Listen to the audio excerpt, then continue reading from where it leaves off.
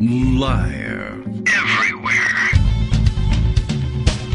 On netrootsradio.com.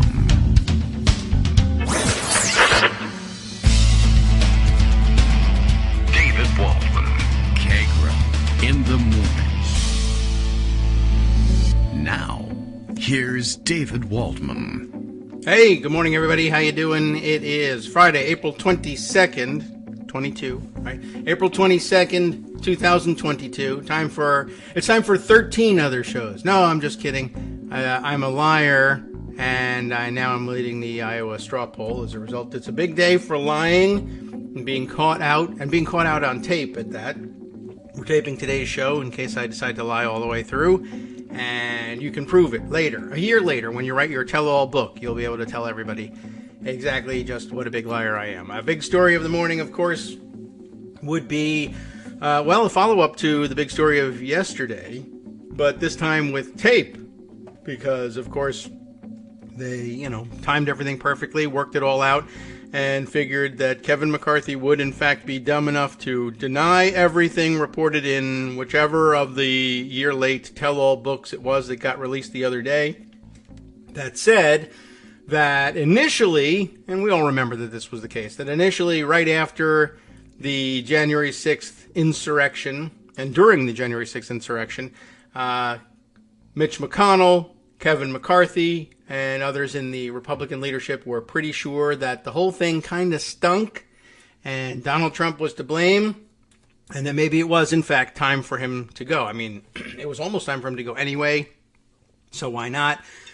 Impeach him, push for 25th Amendment removal. What would it be?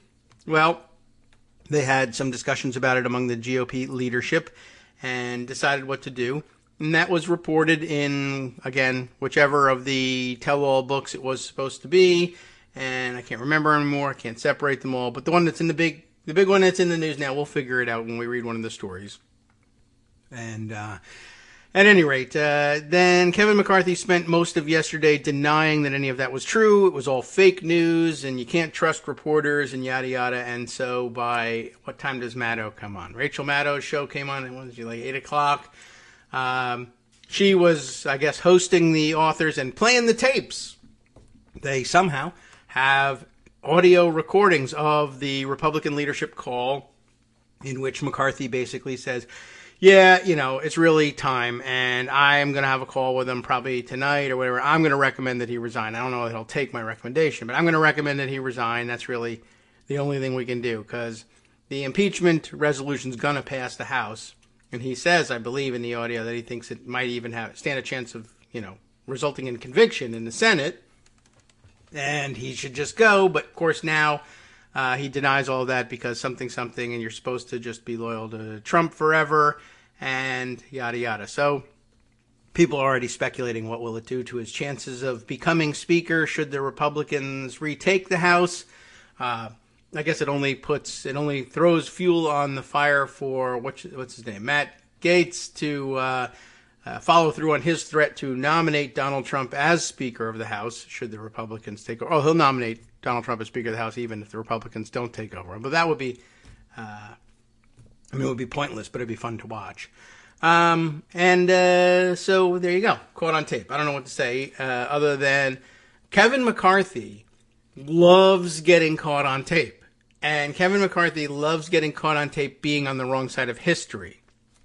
Although, quite honestly, if you caught him on tape every day, the only interesting tapes would be the ones of him being on the wrong side of history. So I guess it's a little bit self-selecting in that sense. But hey, the point is he loves getting himself in trouble and lying about what he said and then find out he's caught on tape. I'm just reminding everybody, my own pet hobby horse, that the infamous recording of him saying that he thinks Putin pays Trump, which was true, but which he now denies and says was a big joke. Oh, he hasn't rolled out yet the excuse that he was only joking about asking Trump to resign. He could try that. That might work.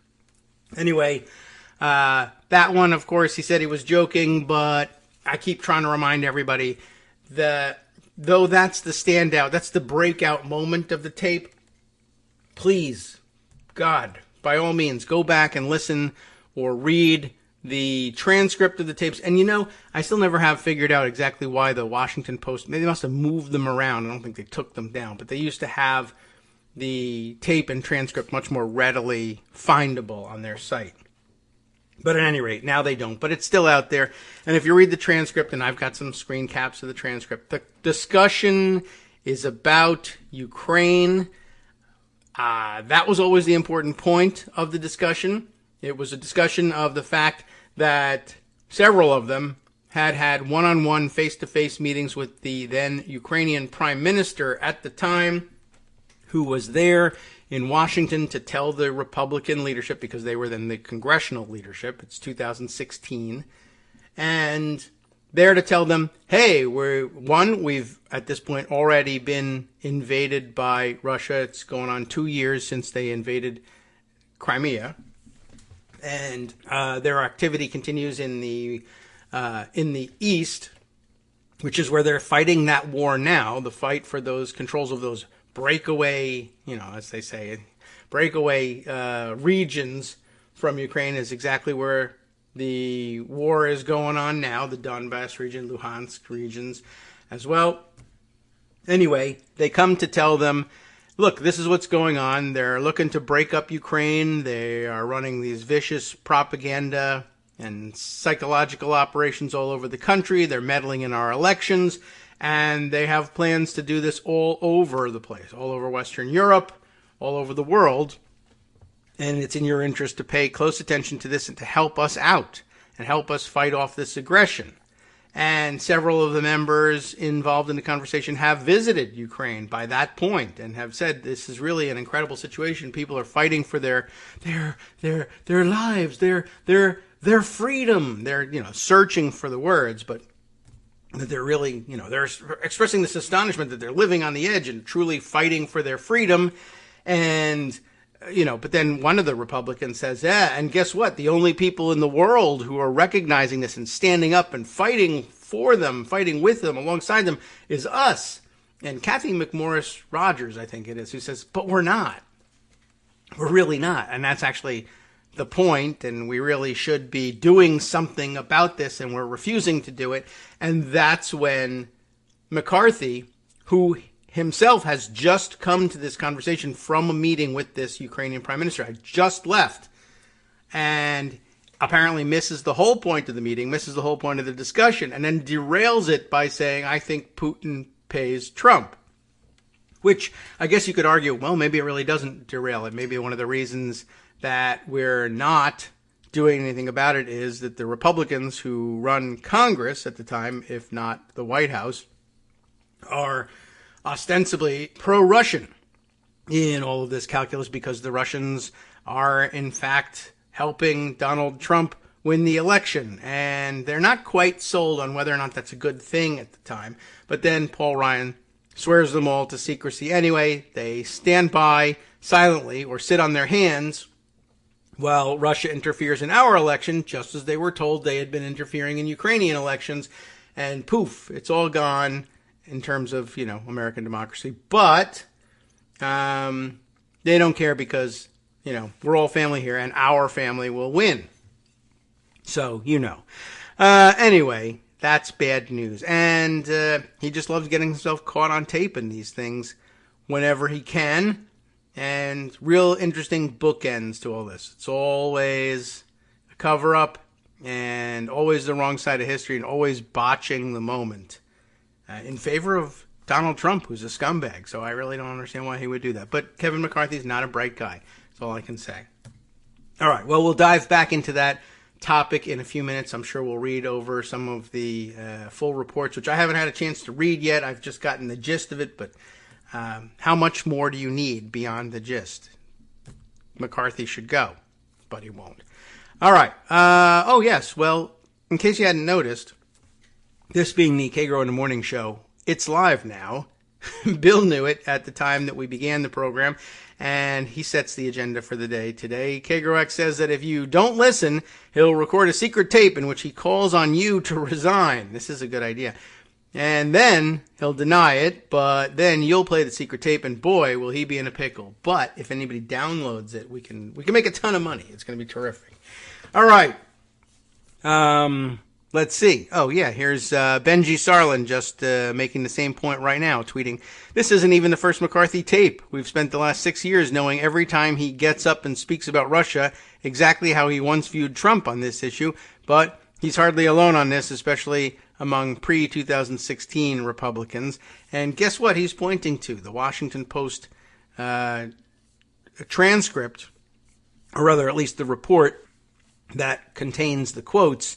And you get to play the tape as well, in which he comes around and says, yeah, I think Putin pays Trump. So, all right, well, let me just, I feel like I'm compelled to append the note.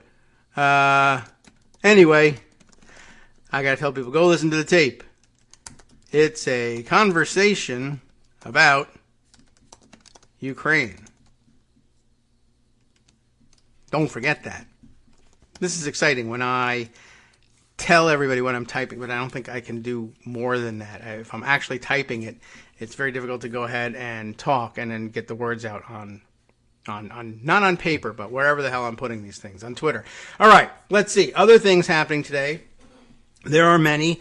We'll return to the tape issue in just a bit.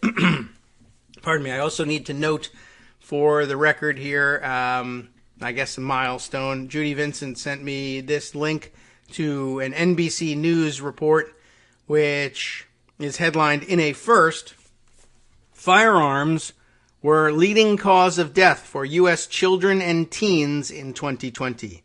Subheader reads, "Gun deaths among children and teens rose by 29% in a single year, largely because of an increase in homicides."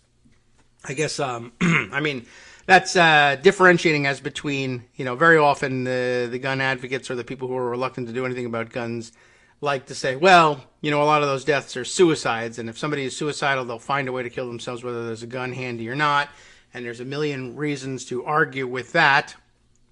But now it turns out that there are more homicides involved than suicides, and I don't know exactly how all of the child shootings end up getting classified. Like if a kid finds a gun and accidentally shoots himself, he has killed himself. Is that a suicide? It depends, I would imagine, probably on the jurisdiction.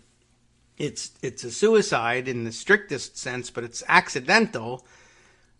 Anyway, I'm not certain how they classify all those things, but at any rate, this time around they decided to classify them more as homicides, or there were more homicides for whatever reason than suicide. So even that weak defense, if it even is one, is gone. 30% rise, 29%, I'll round to 30% rise, is enormous. Don't forget also that a lot of these kids who end up accidentally killing themselves with guns that they find in the home, or guns that they find anywhere, that's where they find them, at home. Where were all the kids for the bulk of 2020? At home, because they weren't in school because pandemic, and I had a feeling at the time that this was going to lead to a marked increase in gun accidents in the homes among kids who were spending hours more each day, cooped up in homes, bored, looking around, distracted parents perhaps working in the home as well. And, I guess this has borne it out. Whether or not it's actually the reason, the statistics tell the story. It might be a different story, but we'll have to see. Let's see. Aria Bendix writes this up for NBC News. I guess we'll just get the facts.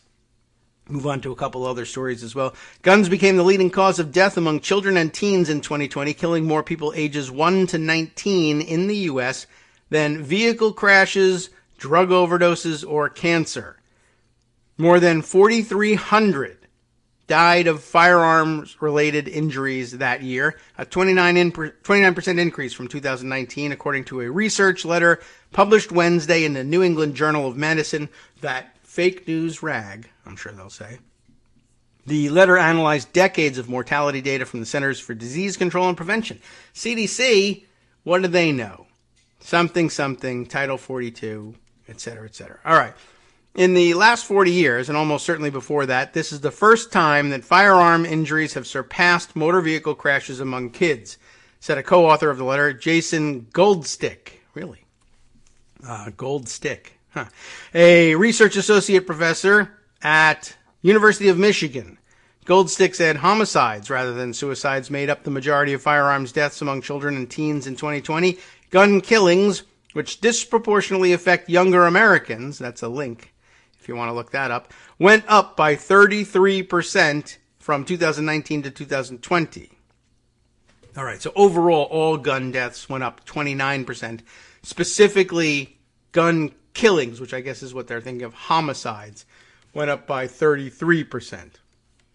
The letter said, we continue to, so by the way, which I guess means that the increase in violent, homicide death outpacing suicides. I know, what was the initial claim from Republicans who were against keeping kids home from school in the worst period of the pandemic? And a lot of times the argument was, well, they're becoming depressed and there's going to be a huge increase in teen suicides in general, but teen suicides perhaps in particular during the pandemic. And it was not a bad guess. And I mean, it was a depressing time and kids were home more often, had access to guns. But as it turns out, it was a bigger problem that other people were going to kill them or that they were going to find guns and accidentally kill themselves than that they would plan their own deaths.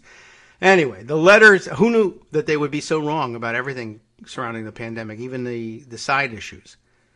The letter said, we continue to fail to protect our youth from a preventable cause of death. Well, I hear you about that. Several of them, as a matter of fact. The number of car-related deaths, the former leading cause of death among children and teens, had dropped dramatically in the U.S. over the last 20 years, likely because of vehicle safety improvements. Around 3,900 people ages 1 to 19 died from vehicle crashes in 2020. I don't know how that does year over year as between 2019 and 2020, but I guess I would have predicted a slight drop perhaps in vehicle accident deaths for all ages in 2020, also because of most people staying home more, especially during the first couple weeks or so of the pandemic when people were literally not leaving their homes at all and all the cars were parked on the street and in the driveway around here. You can reduce injury rates without banning guns, just like everyone reduced motor vehicle crash rates without banning cars, Goldstick said. The letter does not list specific policy solutions or funding priorities that could best solve the problem. Most of the children killed by firearms in 2020 were 14 and older, Goldstick said, even though the legal age to purchase guns is 18. Kids don't buy firearms, but that doesn't mean it's not possible for kids to get access, he said. Dancing around that issue for now. A study published in February found that gun ownership increased during the coronavirus pandemic. That's true, we knew that already, but it's important to note again. As a result, more than 5 million children under 18 became newly exposed to guns in their households from January of 2019 to April of 2021. And that's not going to lead to good things. A 2021 study, meanwhile, also reported a rise in firearm acquisitions after the pandemic started. That was correlated with higher rates of fatal and non-fatal gun injuries, both suffered by young children and inflicted by them. The authors suggested that school closings, there you go, and a resulting lack of adult supervision may have played a role in the trend.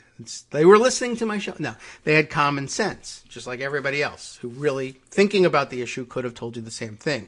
Goldstick also emphasized that the CDC's mortality data do not capture the full scale of gun violence among kids and teens. For every fatal firearm injury, there's a bunch of non-fatal firearm injuries.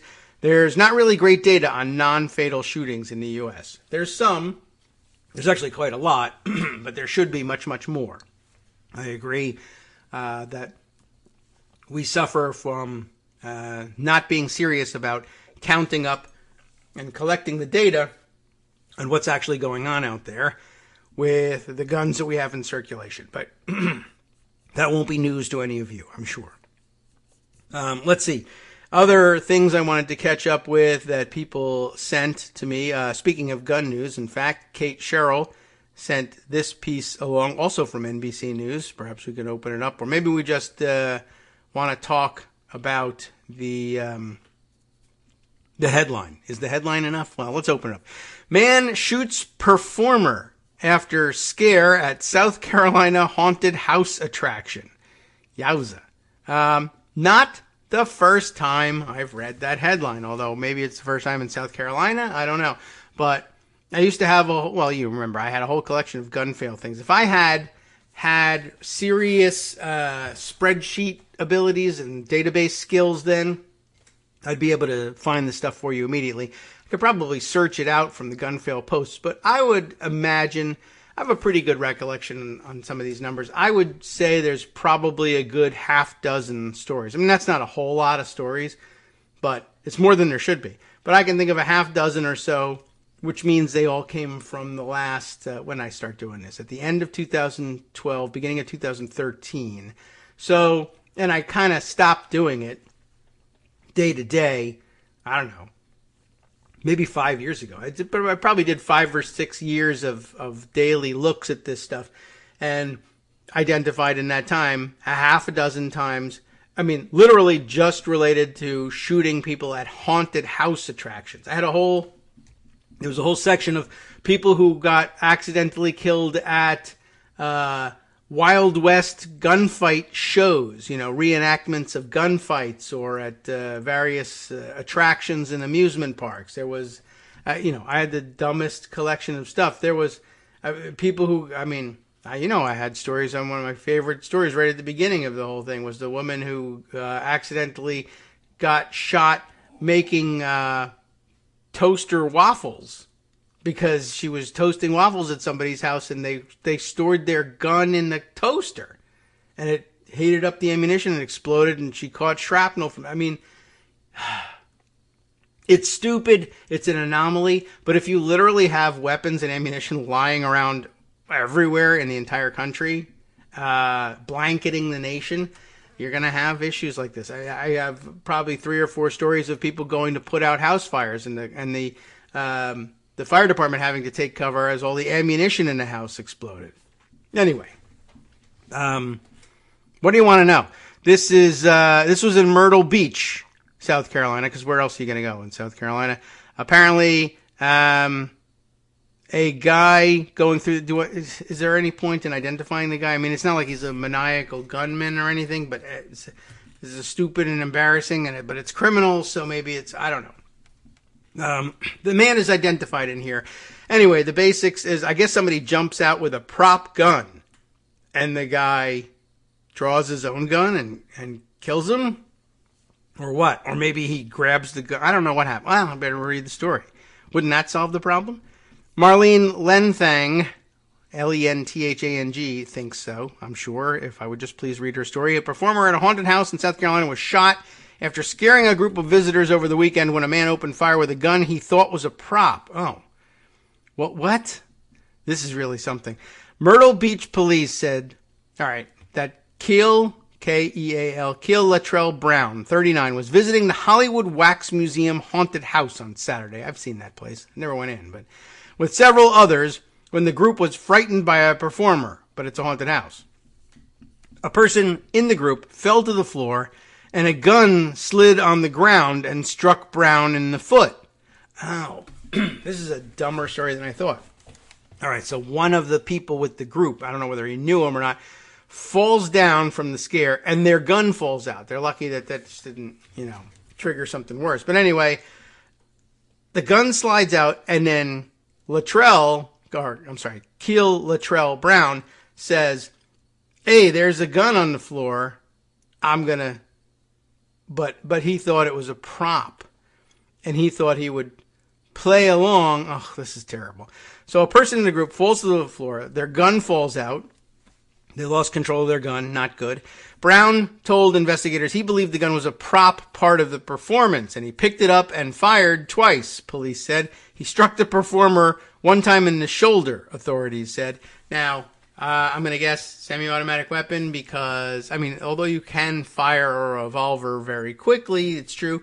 My guess is that he just did a, instinctive double pump of the trigger there, and with a semi-automatic weapon, you would think like you fire once and it makes the big kablooey noise, and then you go, oh, not a prop. Shouldn't fire a second time. but it's all too easy to do with the semi-automatic. Brown was arrested Tuesday and has been charged with contributing to the delinquency of a minor. That's the charge. That's the one you want to give people.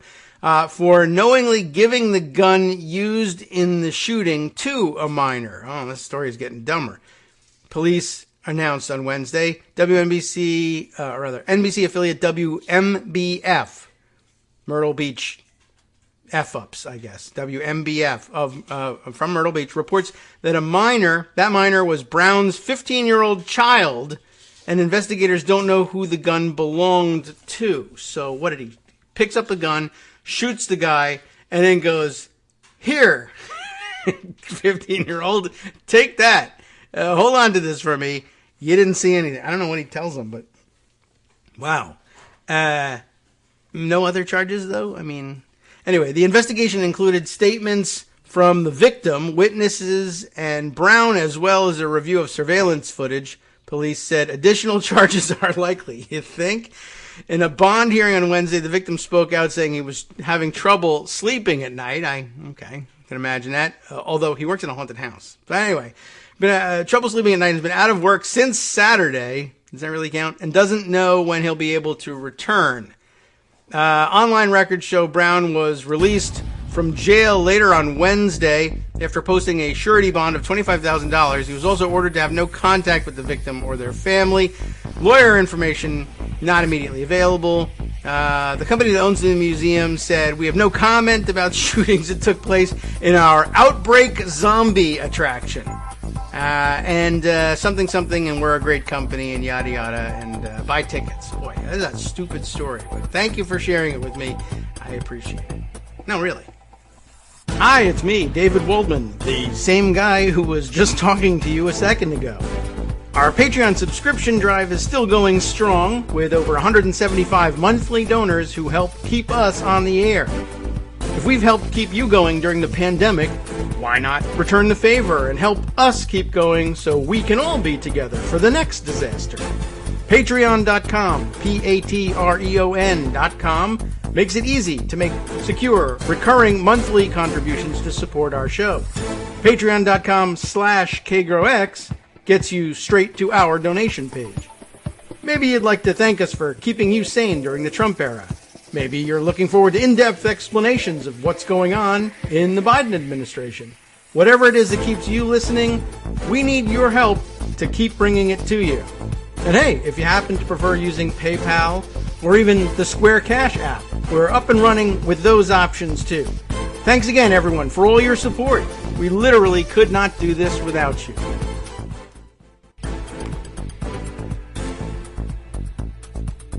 All right, welcome back now to the Kagro in the Morning Show here on Netroots Radio. That was some story. So thanks a lot to Kate for sending that one along.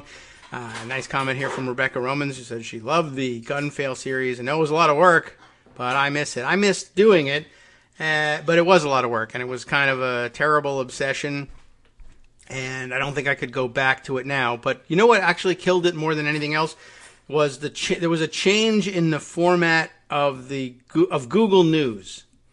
And it made it much more difficult to sort stories by date, even though I'm sure that they thought that they were making things easier to sort by date. But it made things much more difficult to sort, and it was much more difficult to be sure that you were not duplicating stories or getting all the right stories. And at any rate, there was something that I can't recall exactly what, that became much less friendly about Google News, and having done it for years on end, and, you know, never imagining that there was never going to be any end to it. Plus, of course, taking up this show made it almost impossible to do both. They both are kind of all-encompassing. I would say the show would be all-encompassing if you did it right. So I'm not doing it right, which is a way of making it not all-encompassing. I should be out, working every angle and promoting everything and trying to monetize everything and using every tool there is to market the show and make sure we reach new audiences, and I just can't because it's too annoying. But maybe I'll learn a little bit more about how these things work, and I have there are some good avenues for like merchandise kind of thing. that they just simply, I mean, they take a percentage of what you sell or whatever, but I'm not selling anything now, so it's still better. I've been encouraged about 15 times to do something like that. And maybe that's a good audience participation thing. What the hell would you want? I've thought about it. Like the most basic thing you can do is, I don't know, stickers for people's laptops, or that might even help advertise the show a little bit, although most people listen on their phones rather than on their laptops. T-shirts and stuff like that. But, do you wear a T-shirt like that? And if you do, it's not like, television commercial world where people say, how can I get a great shirt like that? I'll tell you. Listen, just call their 800 number and you'll find, nobody does that. Nobody cares. You wear a T-shirt for a podcast that nobody else has heard of. You walk through a crowd of, outspoken liberals and people will still go, I should listen to that podcast that was on that guy's shirt.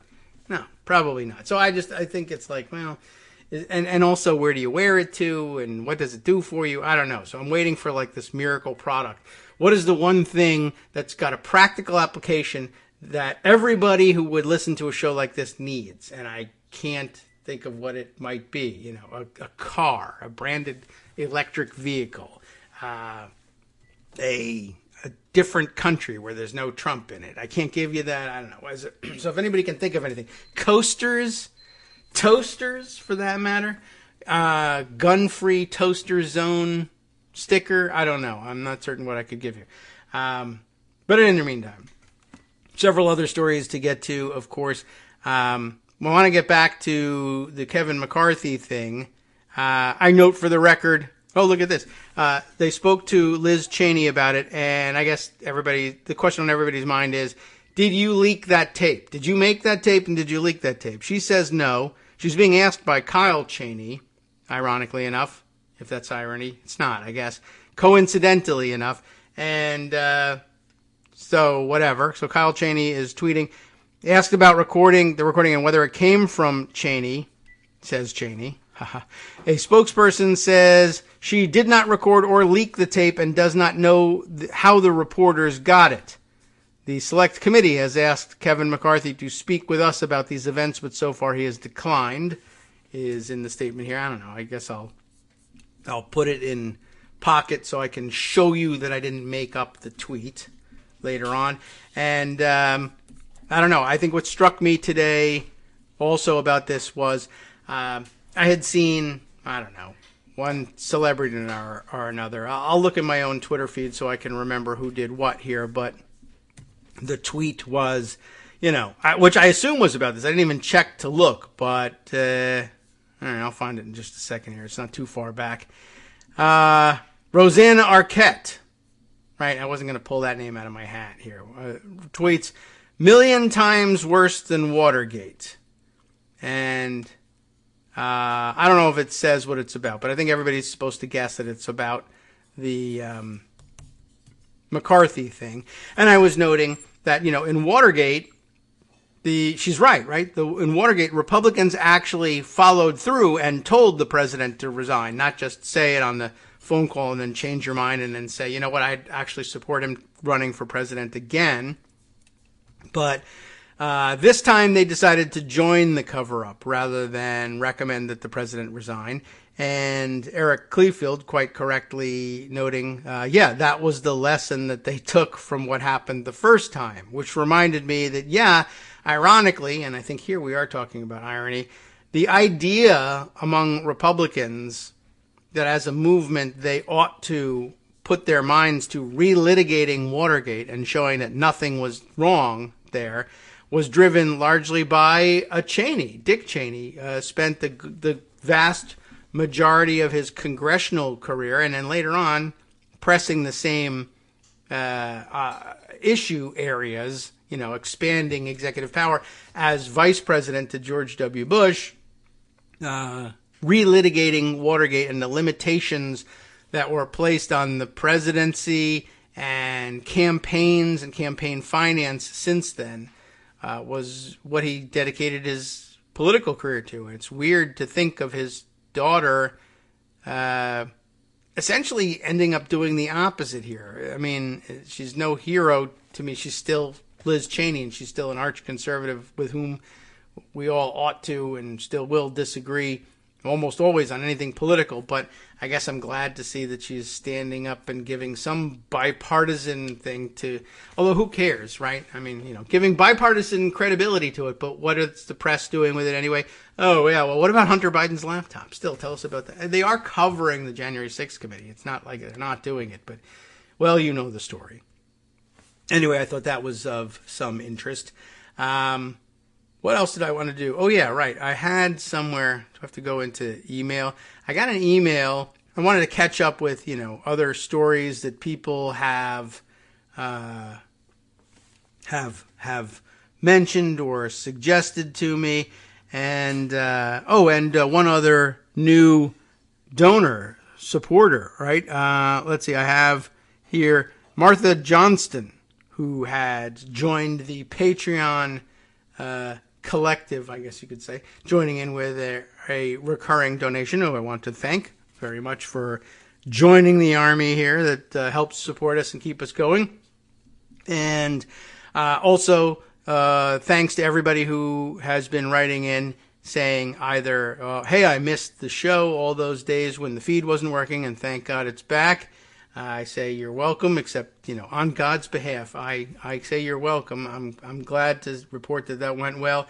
And Libsyn Tech Support really aced it on that one. I don't know why I didn't run to them sooner, but I felt like I was being that dumb guy that didn't try to fix it on his own first. And as it turns out, I was that dumb guy who tried to fix it on his own first and should have known better than to think he knew what he was doing, or that the problem would just go away if I glared at it enough. Okay, let's see. How did I mark? Did I mark? I think I tried to pocket the email, and I'm not 100% certain that is a doable thing. But let's see if I can find where I did that, because it was kind of a left field thing. Dang. I should have organized this better, but maybe I can find it later, or maybe I can find it through email better. Did I star it? Was I smart enough to star it? Because this is a follow-up on a story that we did earlier in the week where somebody had local color on things. Okay, I think this is it. It was disguised as it was related because it was disguised initially as a, hey, what happened to the Stitcher feed thing? And then while I've got you, I want to tell another story here. Where were we here? Oh, yes, right. The story of the two loonies from Florida who turns out, who the court validated and turned into geniuses and visionaries by validating their lunatic theory. The two, I think, Tampa area women who essentially posed as plaintiffs in the mask mandate case. And we mentioned that they had had financial backing from a nonprofit group based in Wyoming. And that basically meant that the group's in Wyoming and they were jurisdiction shopping. Who can we find in a district where we're likely to find one of these dopey Trump judges to file a complaint and let us litigate it for them? And the answer was Tampa, and in, what's her name? Is it Mizell's district? Anyway, I told you about this group, which was what? Now this I have to go back to Pocket for. I don't remember the name of the group, but I will as soon as we find this thing. Dang. There's not a really efficient way of grouping stories in Pocket, or at least not one that I'm adept at using. I think you can tag things, but then whatever, you're stuck remembering what was my tag for that thing again. Anyway, this was the story of, maybe it's right here in the thing, and I think there might even be a link or two. Yes, to one of the stories from the Idaho Mountain Express, our correspondent here, Jeremy Freiberger, who has sent me this story. This will fill in all the blanks, so that's very helpful that he parked that here. Idaho Mountain Express reporting Emily Jones is the reporter. Judge tosses federal travel mask mandate in response to Idaho group's lawsuit. Idaho? What? Well, okay. Idaho, Wyoming. What's the difference, right? Well, it is. They are Wyoming based, but I think that the person who runs it lives in Idaho in one of those cross-border situations. Masks no longer required on most airlines. Locally, mountain rides voids requirement. I think a tour bus that takes you around from Ketchum, Idaho, to ride around and look at the mountains on a bus. I don't know. Apparently, a fun attraction. An organization with a Ketchum connection, the paper reports, is celebrating after a federal judge ruled on Monday in support of the group's lawsuit against the Biden administration, effectively striking down and declaring unlawful the Centers for Disease Control's, I'm going to stop there with the name, and prevention, order to wear masks on public transportation. Health Freedom Defense Fund, that's it. A nonprofit group headquartered in Sandpoint, Idaho, and led by Ketchum resident and prominent vaccine critic Leslie Manookian. Remember Leslie Manookian? That's a wacky name. But Jeremy remembers Leslie Manookian differently, or in a different way. And we'll tell that story in just a second. Well, they filed the suit against the Biden administration and the CDC in U.S. District Court last July. You might note U.S. District Court in the Middle District of Florida, thanks to the fact that Idaho is right next to Florida, so why not, right? Florida. How'd it happen? In its original complaint, the organization described itself as an advocacy group for medical choice, bodily autonomy, and self-determination, how ironic, that opposes laws and regulations that force individuals to submit to the administration of medical products, procedures, and devices against their will. By the way, I spent a good portion of yesterday speaking about this thing. Like, okay, yeah, the medical self-determination and bodily autonomy and everything. And, of course, it's really super ironic because they're, abortion opponents, and they keep saying that they should control what goes on in everybody else's body. And they've even adopted the my body, my choice, what would you call that? Slogan. And they appear to have done it with certainly no sense that it's hypocritical or that they've stolen the line. But they know, and they know very well that they have, and they're doing it to troll us, and you should be aware of that in case you hadn't. I mean, I think you probably all figured that out on your own. But about the hypocrisy thing, I spent a good portion of yesterday pointing out the many, many ways in which they do this stuff and saying, look, remember that the right wing's playbook. The playbook says they tell their people, they train their activists this way, literally. Look, when you go out there and do this stuff, the other side, they're going to say you're a hypocrite. They're going to say you're too stupid to realize you're a hypocrite. All of this stuff. They're going to say, don't you understand that, and everybody knows that, Yeah, we all know. They're going to do this to you. Don't worry. Keep going. When they spend their time pointing out that you're a hypocrite, you're too stupid to know, if you did a little research, they don't even know, you're against your own interest. When they do this stuff, that wastes their time. Time that I guess could be spent finding a way to beat you, but that's not what they're doing. Let them waste their time. And when you win, when they all turns out that they're all wrong because you find the right judge or whatever it is, when you win, you will be right, and what they say won't matter.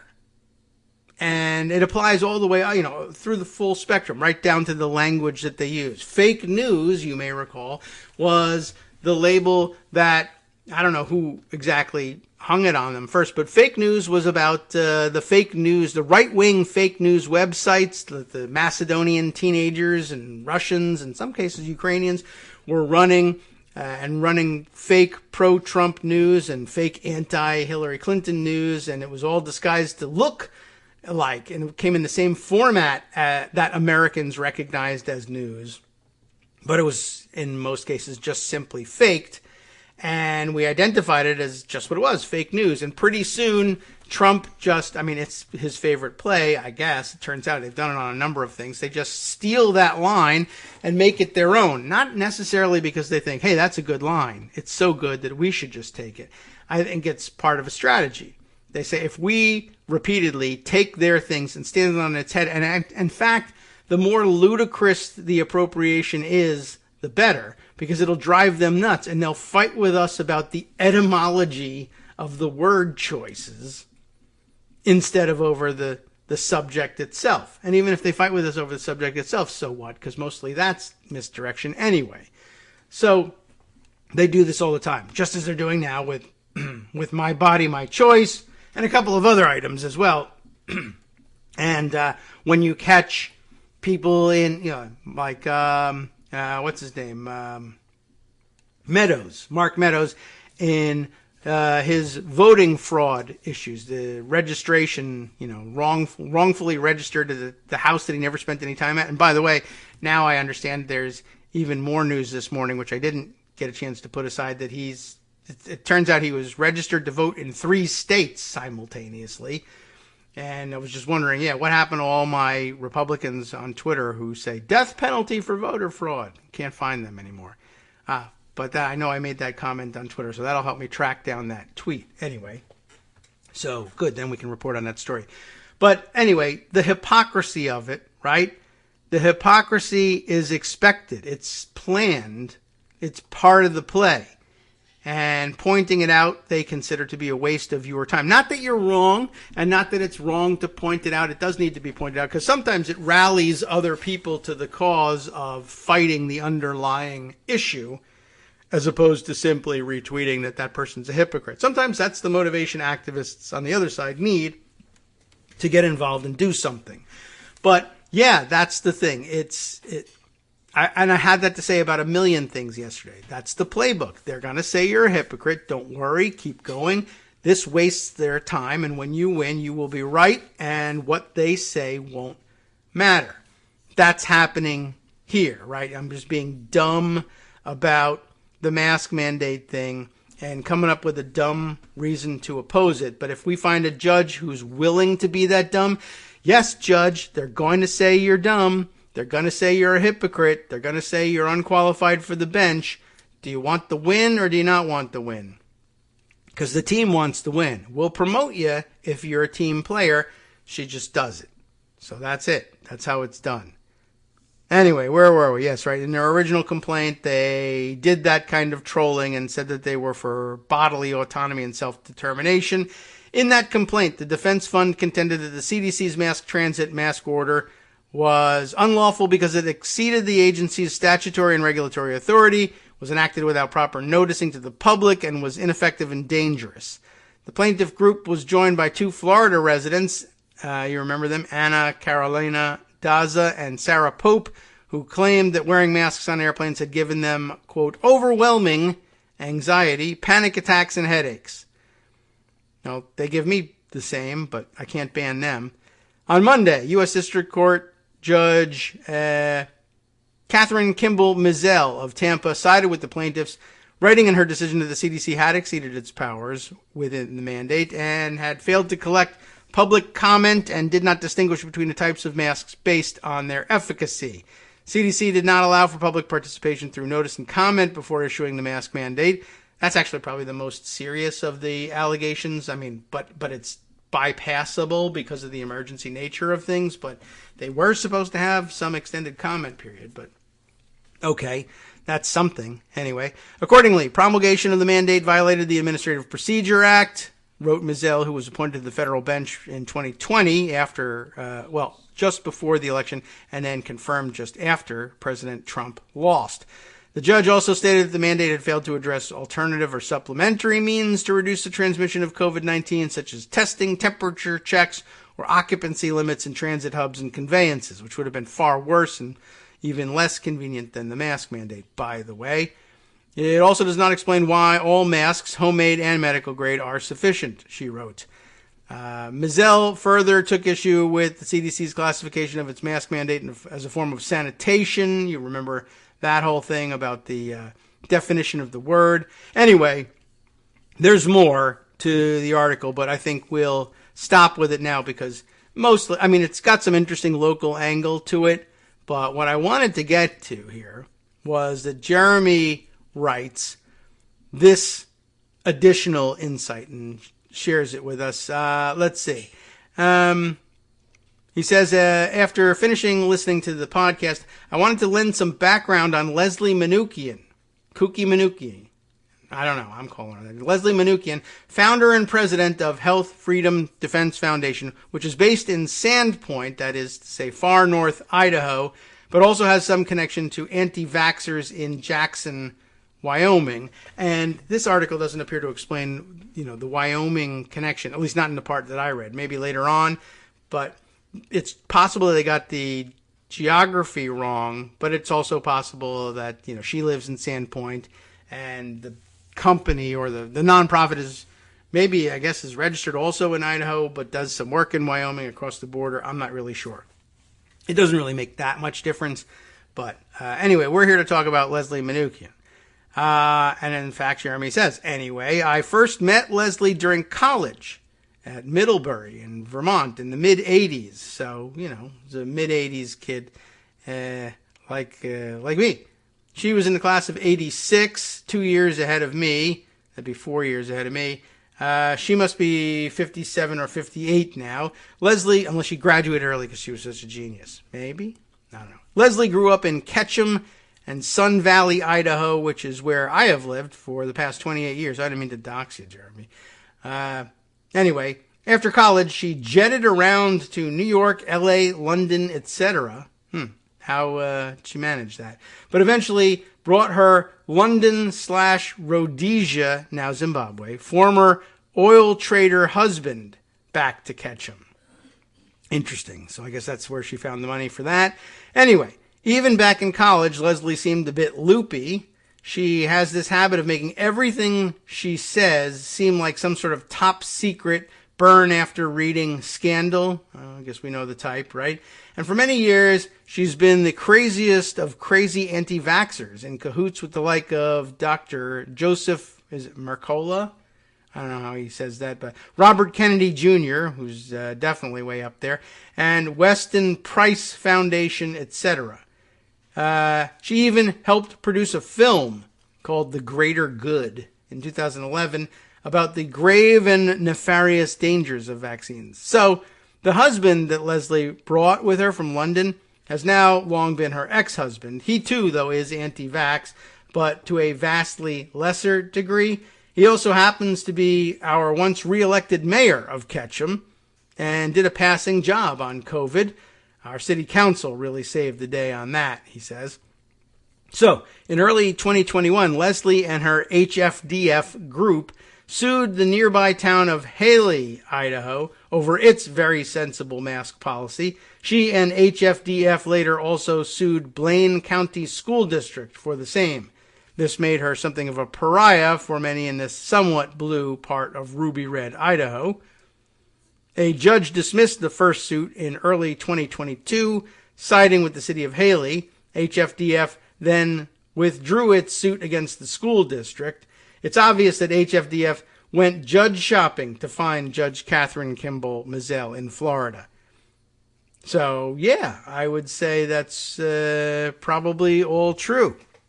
I mean, or rings a bell as having the ring of truth, certainly.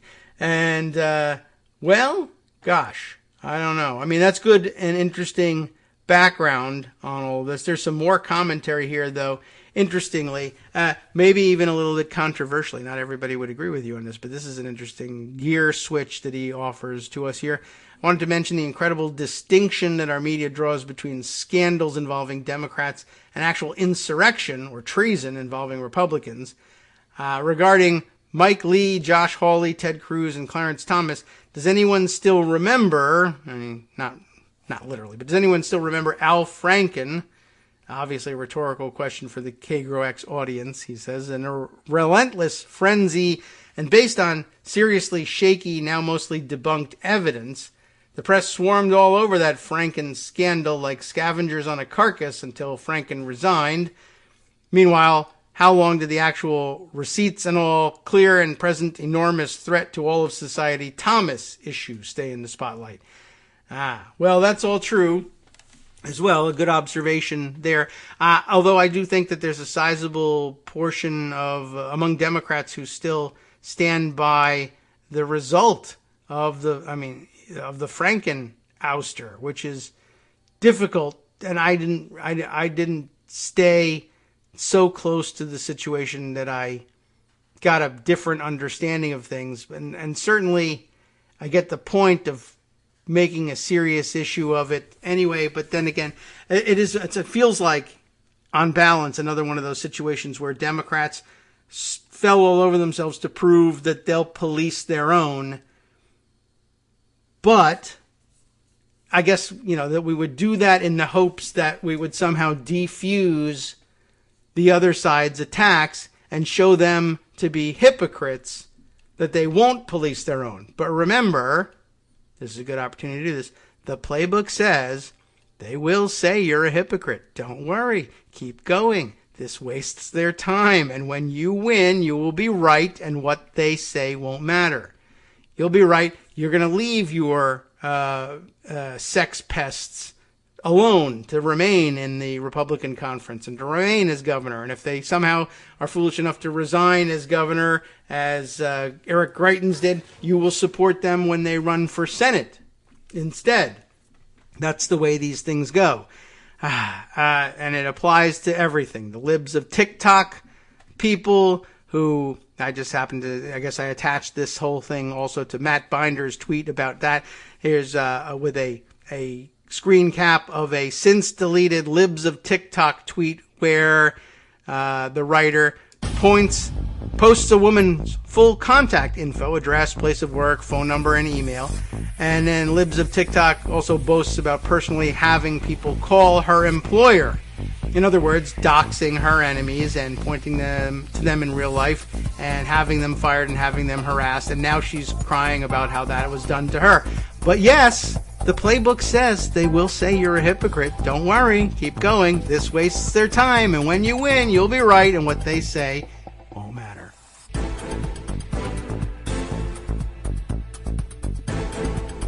All right, welcome back now to the Kagro Morning Show here on Netroots Radio. Where were we here and all this? Yes, I was just telling you about that playbook. And I guess at this point, I could give you more examples of where I used that. In fact, you can go and search that out as a phrase. I should have linked them all together, I feel like, but I didn't. It was too much trouble.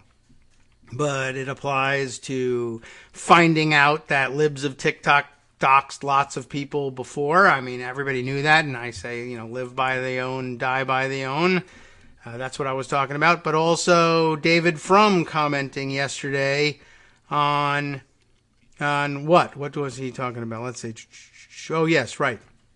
He had tweeted out in response to someone else's tweet here. A tweet from David Patrikarikos. I'm not certain where the emphasis goes there.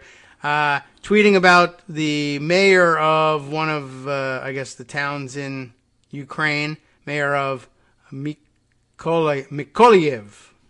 Don't know where I don't know how to pronounce it either, but saying, walking around with his AK-47 slung around his neck and in civilian clothing otherwise, and saying, in the beginning I'd get messages from Russia telling me to surrender or face the fate of Mariupol. I told them either go home and live or come here and die. Welcome to hell, MFers, he's saying. It's tough talk. It's good stuff. Anyway, I hope it works out for him.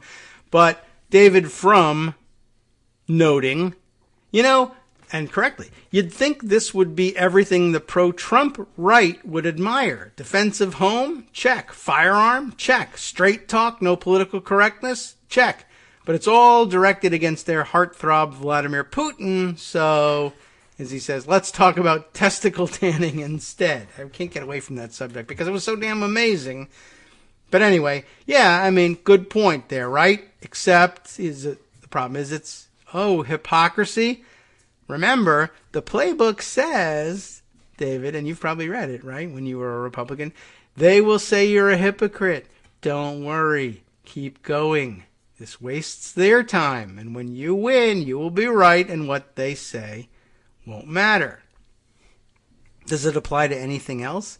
I happened to notice Jameson Falser yesterday saying in his about his popular info stuff, talking about, I guess, the Kevin McCarthy, Mitch McConnell cowardice before the tapes came out. The popular explanation for this is cowardice. Congressional Republicans became scared of crossing Trump. But Jameson offers for us here, that's mostly wrong. It wasn't cowardice. It was that time provided the opportunity to construct an alternate story, to create alternate villains. A point lots of people very correctly were making yesterday. In the wake of the January 6th insurrection, many people think Democrats, took too long to act.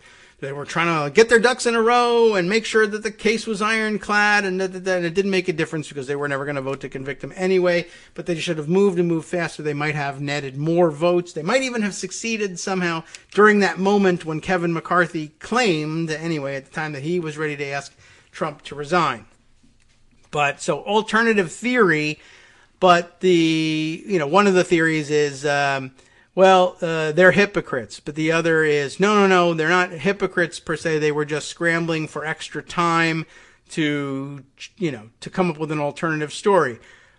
Either way you explain it, hypocrisy or brazenness, the playbook says they will say you're a hypocrite. Or if you're just being brazen, the playbook says they will say you're being brazen.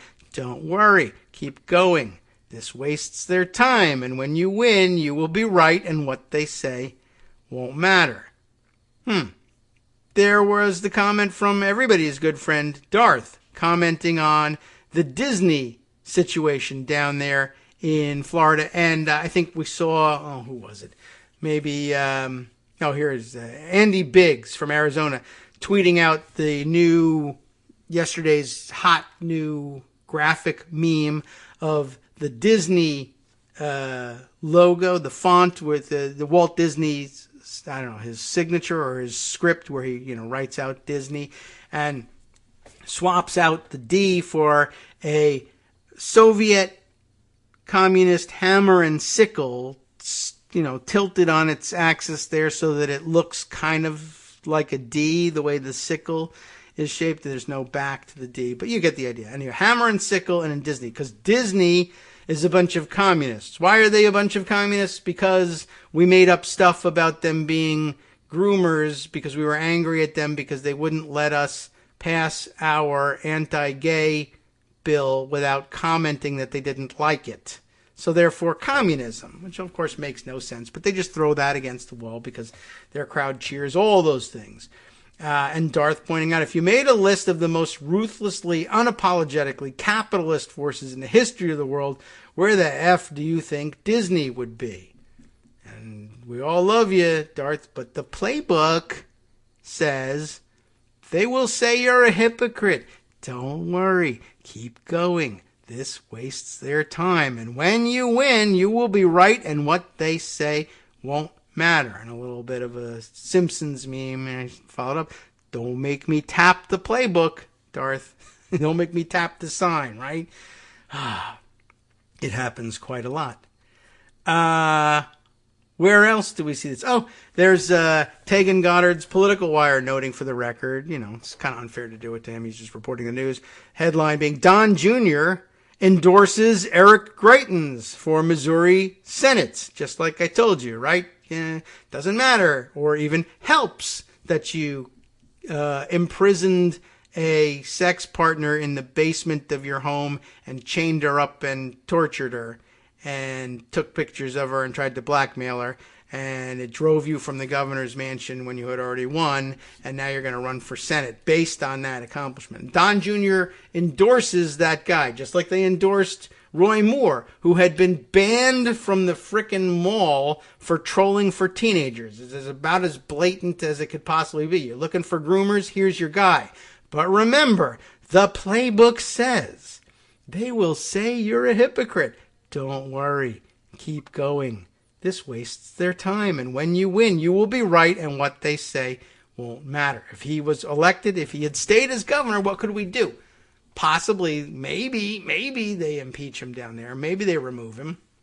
Maybe not. I think they just got around to impeaching the attorney general in South Dakota who ran over a guy and said, I didn't know I hit anybody. And the guy's glasses were on the front. He came through his windshield and lost his glasses on his front seat. And they just, they battled for a long time. What should we do? It doesn't really have anything to do with his duties as attorney general. Should we impeach him? Killed the guy in office, lied about it. I'm not sure. Blah, blah, blah. Right. So here's Don Jr. endorsing Eric Greitens, probably because of the sexual torture. We're pro that now. And people will say, well, what about family values? The playbook says they will say you're a hypocrite. They will say you're a coke-addled wackadoodle. Don't worry. Keep going. This wastes their time, and when you win, you will be right, and what they say won't matter. Had Greitens stayed in the office, he would have said, what they say doesn't matter. I'm governor. I'm doing these things. In fact, I have license to be the most outrageous, outspoken, Trumpy governor in the world. He would have been competing with DeSantis neck and neck for becoming the Trumpiest in the world. It would be total license to do whatever you wanted. He'd be squashing political enemies using the power of the state left and right. There's more, it happens quite a lot. Let's see. Here's another interesting example of it. That right-wing wackadoodle that is the danger to everyone, whose kids should probably be taken away from him, Jack Posobiec, right? Well, we think that might be how he pronounces his name. Remember, this is the guy, it was, right? He's the guy behind showing up outside of the Trump hotel with the Rape Melania sign in the hopes that he could say, oh, I'm Antifa, blame them for it. That's the guy, right? You know all the worst things that he's done. Here is someone tweeting around a screen cap of his wife's Facebook posting of their very recent trip to Disney World in Florida. The groomers and da-da-da, and they're communists, those guys. And we're going to take away their special tax district and punish them and close them down and cost the state $70,000 jobs and untold amounts of money, et cetera, et cetera. This was after they said that we're going to boycott, right? They went and did that. And what they posted in this thing, by the way, his wife, here they are with the two kids. They've brought their small children to groomer heaven. And they post, what does love mean? She says, when love, somebody says I don't know, who cares? It's this whole thing none of it has to do with any of the boycotting. She's got this whole dumb thing about cutesy kids talking about love. But there it is. It's identified and tagged Magic Kingdom Disney World. They're taking the pictures, and people said, hey, but you said you were boycotting it. You said, what a hypocrite. Here is somebody tweeting here, Sterling, who tweets as Johnny Paints on Twitter. This is vitriolic anti-Disney Jack Posobiec at Disney World on March 24th. No worries. Jack's wife, Tanya, convinced him one day at, quote, Pedo World was for, quote, the sake of the kids. You can't make this hypocritical BS up. That was the posting. And Posobiec was happy to put that up there and say, we wanted the kids to have a childhood memory of visiting Disney World. And then after that, we're going to start the boycott and destroy them. But we wanted them to have that memory. Well, one of them is going to be too young for that memory, and the other one will barely remember anyway. But why do they want them to have a memory of Pedo World? And the answer is because we're lying about them being, obviously, duh. They can't have, it's not an amusement park that does, it's the dumbest thing in the world that they made up about them. So, and they wanted to go, and they already had the tickets, so they went, and it's okay for them to go because they're vigilant parents or whatever. Well, that's hypocrisy. The playbook, my friends, says they will say you're a hypocrite. Don't worry. Go. Have your time at Disney World. They will say you're a hypocrite. Don't worry. Keep going. This wastes their time. And when you win, you will be right. And what they say won't matter. And by the way, is anybody still, it's awfully hard to envision it working against Disney. they're a much better known quantity than the other organization I'm going to make a comparison to. But in case you're like, well, there's no way that could happen. They'll never pull it off. Everybody knows and loves Disney. And that is different from what I'm about to tell you. But Acorn used to do really good work. They were a fantastic organization. They helped a lot of people. They empowered a lot of people. They did a lot of good stuff. And you know what happened. And James O'Keefe made up this fake-ass video and faked the whole thing. And Democrats like, oh my God, what can we do to make sure that they don't attack us? We don't want to be called out as hypocrites. Let's abandon Acorn. Let's defund Acorn. Do you remember that? Defund. That's what they did. Don't talk about defund. Please don't hurt me. It's one of the most disgraceful episodes in Democratic political history, and we have some disgraceful ones. In fact, a long time ago, it was the pro-slavery party, and Andrew Jackson was no great shakes, and a lot of problems with the Democratic Party. We acknowledge these things. But hey, whatever, right? Just throw them under the bus. It's a totally different story. Acorn is not Disney. Everybody knows Disney. Hardly anybody knew Acorn. There's no real comparison. But on the other hand, I don't know. What we were talking about yesterday? Oh, yes, right. Charles Gaba, Brain Rap, was talking about this on Twitter the other day, the other day being yesterday, saying, I'm still seeing a lot of people when there's a conversation about, oh my gosh, the Supreme Court is going to throw out Roe v. Wade, and they're going to attack every rights, and they're going to keep going. And everybody, left, right, center, I don't know, pointing out they're going to go after contraception after that. They're going to go after same-sex marriage. They're going to go after everything. There's no limiting principle to what they're doing here. That's the problem with it. But you still see people saying they can't do that. I think in this specific instance, they were talking about Texas and one other state that is considering a passage of laws that, they have their restrictions on abortions, and they have their bounty hunting restrictions on abortion. And then, immediately people say, well, if we need an abortion, thank God we have the means. We're going to leave the state and go somewhere where it's easier to get. So, of course, the Republicans have come back with a bill that says it's now illegal to leave the state to seek an abortion. And people are like, well, that's unconstitutional. You can't do that. You can't restrict people's travel. How are they going to know? Even if it was constitutional, how would you enforce that? They're going to stop every car at the border that they think has a woman in it and give her a pregnancy test. And Charles is saying, you still don't seem to be getting it here. It doesn't matter to them that it's unconstitutional, nor does it seem to matter to the Supreme Court that it's unconstitutional. The whole point of it is to bring it up and then say, even if we can't figure out a way logically to say that it is constitutional, we're just simply gonna say that it is. And if it's too embarrassing to explain, then we just won't explain it. Right? But there's still people, no, it's unconstitutional, obviously, because and of course, then you have the people, show me in the Constitution where it says something, and you don't even really have that. You got to say, well, the Supreme Court over a number of years has developed, the doctrine that there are a penumbra of rights surrounding the explicitly expressed rights in the Constitution. It's very difficult, and, people don't want to hear it, for one thing. But I would suggest to you that too does not matter, of course, because the playbook says they will say you're a hypocrite. Don't worry. Keep going. This wastes their time. And when you win, and the court says you win, you will be right. They will be wrong. And you will be right. And what they say won't matter. True here also. With the abortion question, for people who are still lagging behind on this, I say to you, the difficulty of explaining the penumbra of rights aside, let's take a facial, straight-ahead violation of the Constitution.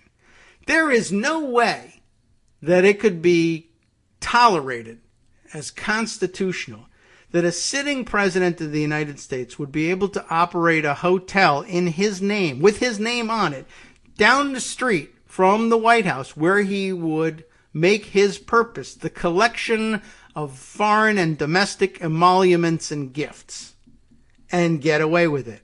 It's impossible. It says literally right. Show me in the Constitution where it says you can't have that. Right here, it says that twice. Well, what if it happens anyway? Well, that would be outrageous and unconstitutional, and to let it go on would be hypocritical. To say that you love the Constitution and you want to preserve the original intent of the founders and still let this happen? But then it occurred to me that the playbook says they will say you're a hypocrite. Don't worry. Keep going. This wastes their time. And when you win, you will be right, and what they say won't matter. The General Services Administration will say, I have a lease here. The terms of the lease is this place cannot be leased for the purposes of this hotel or anything else to anyone who is a government employee. The owner of this place is the President of the United States. But that's different. Well, part owner of it is his daughter, who is also a government employee. But let's just say that that doesn't matter. Well, that's crazy. That's a facial misreading of the terms of the lease. Not to mention the fact that the Constitution explicitly bans this. Yeah, well, you and what army? Who says? Well, we'll go to court. Well, yeah, you don't have standing. What? It's what will we have to have standing for? It's right here in the Constitution. Well, you can't seem to make your way through the court with it, and if you do, you'll get there. Now you'll get there, and it's going to be 6-3. You're wrong. Yeah, it says something emoluments, but they're not emoluments. They're something different. Go ahead. They'll say you're a hypocrite. Don't worry. Keep going.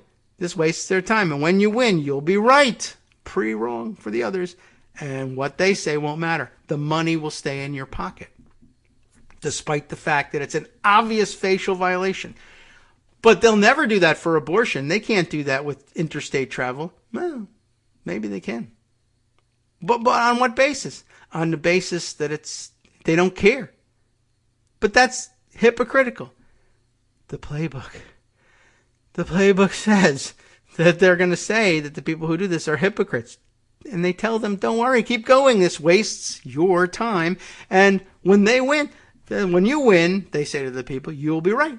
And what they say won't matter. Somebody else points out here. Here's Happy Sunshine tweeting as sunny one autumn. I don't mean to call people out, but that's who was responsible for it. Taking the interesting twist on this thing with a visual meme here with the Punisher logo. You know how the right-wing militia types love the Punisher logo. Wait till they realize that Disney owns Marvel and they have to scrape the Punisher sticker off of their lifted truck, right? That's going to be hilarious. Oh, boy. Just wait until they realize that Disney made that movie. Bah ha ha ha ha. Sonny tweets, I support the LGBTQ community. That's great. So do I. I say gay. That's great. So do I. And tagged for everybody. And I support Disney. Too bad it's in Florida. So, hypocrites. You guys love Punisher. You're going to have to scrape it off your truck.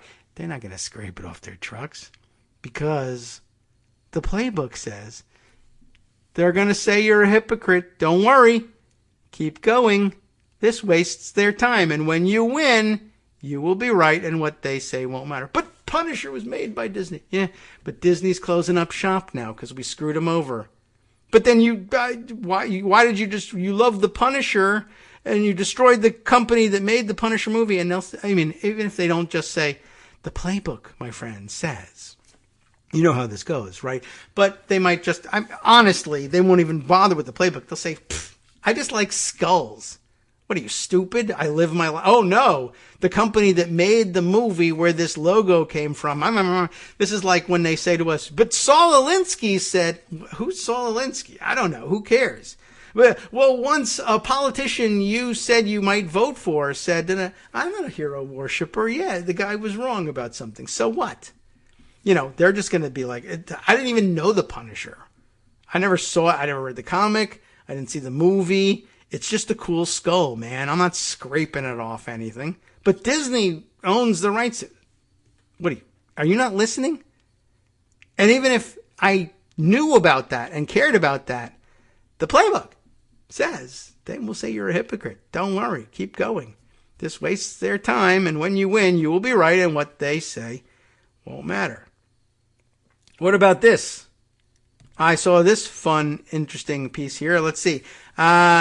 Originates with Evan Bernick, who tweets, "It's never been said better by a sitting justice." From Justice Gorsuch's concurrence in U.S. versus Vascello Madero. I guess a Supreme Court decision announced yesterday. Judge Gorsuch, it's the Puerto Rico case that got some attention yesterday. We have not given it enough. Justice Gorsuch concurring a century ago in the insular cases, this court held that the federal government could rule Puerto Rico, I'll give it some accent, please, and other territories largely without regard to the Constitution, which we all love. It is past time to acknowledge the gravity of this error and admit what we know to be true. The insular cases have no foundation in the Constitution and rest instead on racial stereotypes. They deserve no place in our law. Finally, standing up for the right side, etc. Yes, that's great.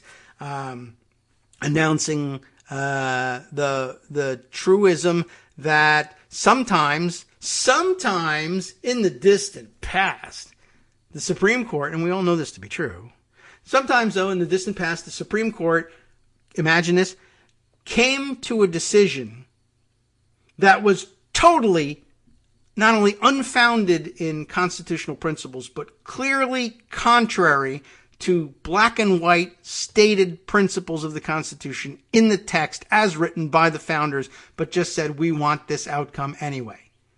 But that is something that happened in the past, back when, and would never happen again, even though it's happening again, right? But how could, look at Justice Gorsuch even, who one of those people you would count on to be part of that 6-vote majority for reasons unstated. But here, you see, he's willing to take a position that even would be unpopular among today's conservatives. This is a principled stance. And it is. It's true. As Evan points out. And then as Liz Sepper, L. Sepper, S-E-P-P-E-R, says, well, how about this for irony? Public school teachers will be devastated to learn that they can't assign this concurrence from Justice Gorsuch as studying because he's now going to be considered a noted critical race theorist. Yes, critical race theory, or at least what they think passes for critical race theory, rears its head here. This is discussion of systemic racism. So a brand new opinion from one of the staunch conservatives appointed to the Supreme Court by Donald J. Trump himself, sent to us by God, etc., can't even be discussed because it's CRT. How hypocritical. But again, I have to take this opportunity to remind you, the playbook says they're going to say you're a hypocrite. Don't worry, Neil. Keep going. This wastes their time. And when you win, you really are right. And what they say won't matter because you're the final word in all of this. So where does this all come from? There's many more examples.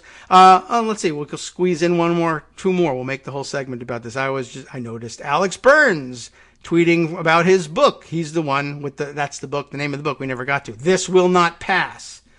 Well, it will for a year, and then we'll show you how it shouldn't have passed. But once again, quoting McCarthy, saying, I've had it with this guy, and saying he'll push Trump to resign. And now, of course, we have the tapes for it. McConnell cheered impeachment and said Dems would take care of the son of a bitch for us. More from This Will Not Pass, and then links to the New York Times articles about it. But again, that's hypocrisy. I can't believe they switched paths and now they're the biggest Trump supporters ever. The playbook says they're going to say you're hypocrites, Mitch and Kevin. Don't worry. Keep going. This wastes their time. And when you win, you will be right. And what they say won't matter. There's actually more to this thread. And the one last example that I have, probably now we'll run out of time for, but I'll give you the rest of the thread after this. But I'll do it one more time, run through this. Sleeping Giants, who does great work, fantastic work all across the board, handling the libs of TikTok story again, noting that, yes, the libs of TikTok, Toodaloodle, whatever it is, constantly doxing all sorts of people all the time. Once again, that was actually the first time I tweeted about the playbook and what it says. But then I followed it up in that time, the first or maybe second time around, with a little bit more development of that story. And so because you already know it by heart already, I don't have to remind you that the playbook says they will say you're a hypocrite. Don't worry, keep going. This wastes their time, and when you win, you will be right, and what they say won't matter. But there's more on that subject, and we'll spend a few more minutes on the opposite side of this break to tell you about that and then move on to other stories. And if I don't, I'm a hypocrite, but don't worry. Hi, I'm Scott Anderson, the guy that writes the daily summary for this show, Kagro in the Morning. Thank you to everyone that supports this show. Many of you send donations through PayPal, Patreon, Square Cash, Radio Public, and so on. Some of you write your own essays and send them in, or read articles with your own commentary. We appreciate it. Now, some of you are listening to this and thinking, I'd like to help, but isn't there something I could do that wouldn't require money or effort? Why, yes, there is. You can just like us. On Daily Kos, they call it the recommend button. YouTube has a thumbs up. There are hearts and likes and love buttons. Tap our love button. Tap our love button every day. Share our shows and summaries on Facebook and Twitter, YouTube and iTunes, Stitcher and Amazon. Most of these places allow you to write a review, so a sentence or two would be great. Recommend us to social media, or tell your friends to listen to the show. You aren't just helping us, you're helping them find their new favorite thing to listen to. You could change the world. So thank you in advance from me and everybody else in the world.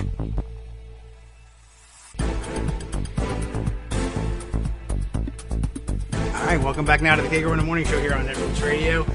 By the way, I guess I should remind you, I should have reminded you earlier, an hour ago, I guess, that today is the day that Marjorie Trader Greene is supposed to show up in front of the administrative law judge in Georgia to argue against her being excluded from the ballot as an insurrectionist.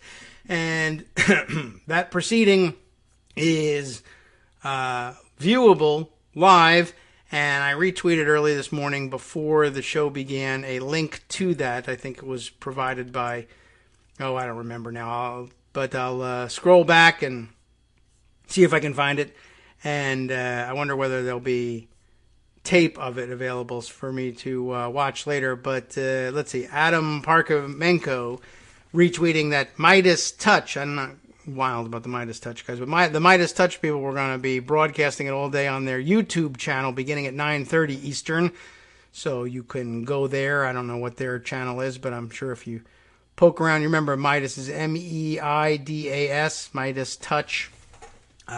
Big Twitter presence, and I guess big YouTube presence as well. There may be other sources for watching it, but as a matter of fact, NYC Southpaw is watching it now, I guess. And what does he note here? Representative Greene's lawyer, the infamous James Bopp Jr., is he infamous? Is emphasizing that the insurrection was only, quote, temporary for some reason. Apparently, I've seen other people tweeting that they're claiming that not only was she not involved in the insurrection, but that she was a victim of the insurrection and all of this. So, okay. There you go, I guess. That's an important update, and maybe you should take it all in. All right. Let's see. I guess I'll leave this up here in case... Well, that's not really a very interesting tweet, to be honest. We'll put that away. All right. I said to you that there was more to this thread about the playbook, and you're probably tired of hearing the same quote over and over again. But I'm doing it for emphasis.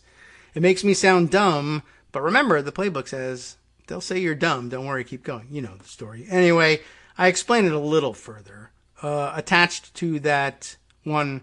where Sleeping Giants is tweeting the shrug emoji, putting out there, let's see, there's the Daily Caller's tweet saying, this is targeted harassment, not journalism, and linking to the Daily Caller's profile of, it's Taylor Lawrence, right? And the Chia apparently at some point complained that she was being unfairly targeted and harassed online by right-wing figures, and then she went and turned around and did it to libs of TikTok. But then at the same time, there's also, from the Daily Caller here, their own story that says, Sleeping Giants anonymous founder has been unmasked. Top ad writer behind the boycott campaign targeting Breitbart and Ingram. In other words, they did the same sort of investigative work to try to reveal the names of the people behind Sleeping Giants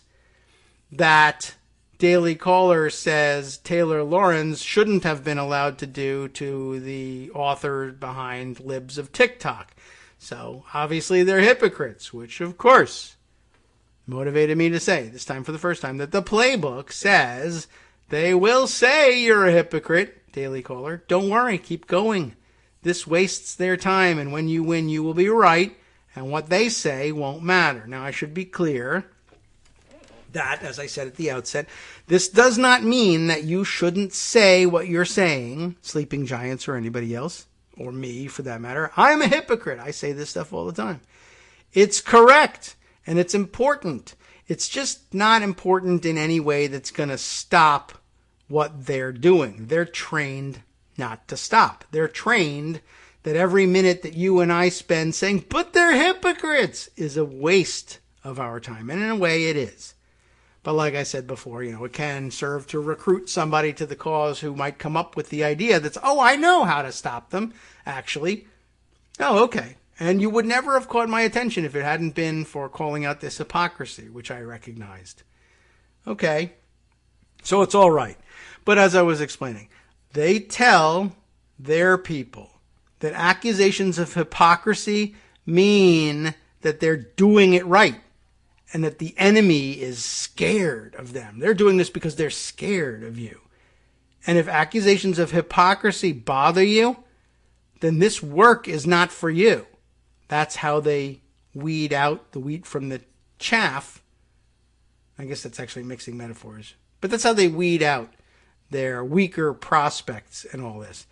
And relevant to a current story, which is now out of the headlines because Kevin McCarthy, that's why you're seeing Mike Lee getting attacked by Trump when he switches, right, and jumps ship on January 6th and still being attacked today. That's why you see Mike Lee attacked by Trump and being shown the door, right? There's activists in Utah. I mean, the papers in Utah are saying, oh my God, what a terrible thing and what a hypocrite he is. Well, don't worry. But all that, right?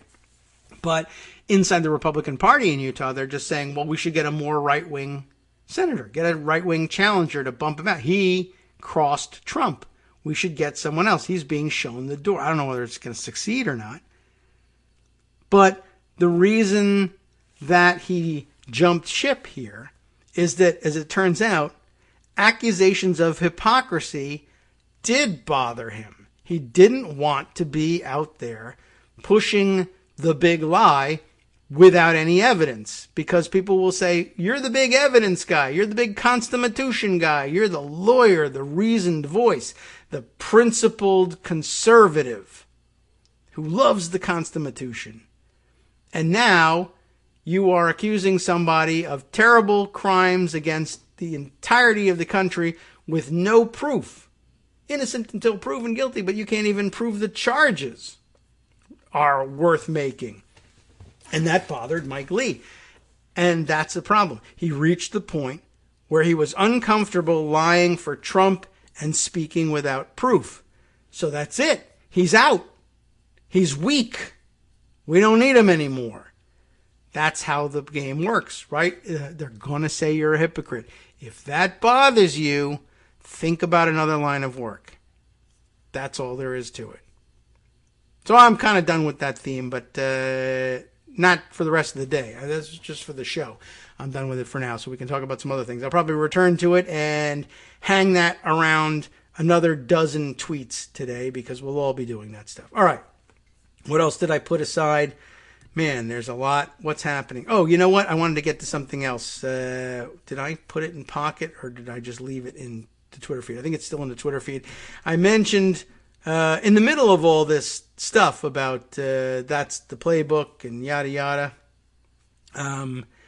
there was something else coming up, another goofy story. And I hinted at it before when I mentioned Title 42, but not in the sense that you're used to hearing about Title 42 in the last couple of days, but rather the mask mandate story. Ira Goldman, KD by proxy, like the only guy out there fighting this lonely fight here. And you can see why, because he's getting trolled to death for doing it. But yesterday, a big theme/meme started by, I don't know this guy, Greg Price, a right-wing checkmark of some kind, with video from a press conference that Biden is speaking at. And by the way, it's been like 4 hours since he had a solo press conference or whatever. And he just tweets, "Oh my God." Joe Biden was asked about Title 42 on the southern border. He started talking about the DOJ appeal on the airplane mask mandates. So the idea here is, he's got dementia. He doesn't even know where he is. He's answering a totally different question. And apparently, this bothered Ira terribly because the transcript says it goes like this. We could play the audio, but it says, "Reporter, on Title 42, sir, are you considering delaying lifting Title 42? Or I guess there's a question mark, lifting. It's in parentheses, like maybe lifting wasn't the word. The audio wasn't that clear. On Title 42, are you considering delaying lifting Title 42? Now, these days, everybody's been sort of shorthand referring to Title 42 in the context of what's going on at the Mexico border. And I haven't been up to speed on everything, but this situation is one in which I guess during the Trump administration, they used Title 42, which ironically enough, I'll tell you about in a minute, or I'll let Ira tell you about it. They used Title 42. That's all you need to know, is that was what they called it, Title 42, to detain immigrants at the border for fear of spread of COVID. So they were even tougher on people that they found coming across the border, legally or illegally, I guess, and just made it much more difficult to cross the border during the peak of the pandemic, or all of the pandemic, because, movement of people during a pandemic is a danger in itself. And so they just added that to that insult to injury on the border.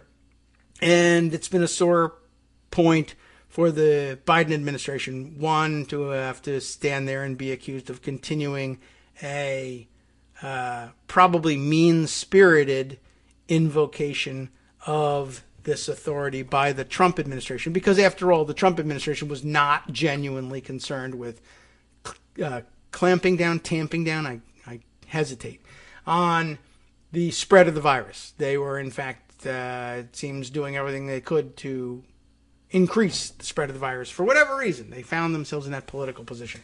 And so for them to suddenly say, to suddenly actually be, quote unquote, right about, disease being an issue with people crossing the border, it was harder to argue with in the middle of the pandemic. So they used this Title 42 authority to say, yeah, as a public health measure, we're going to detain people more readily and for longer.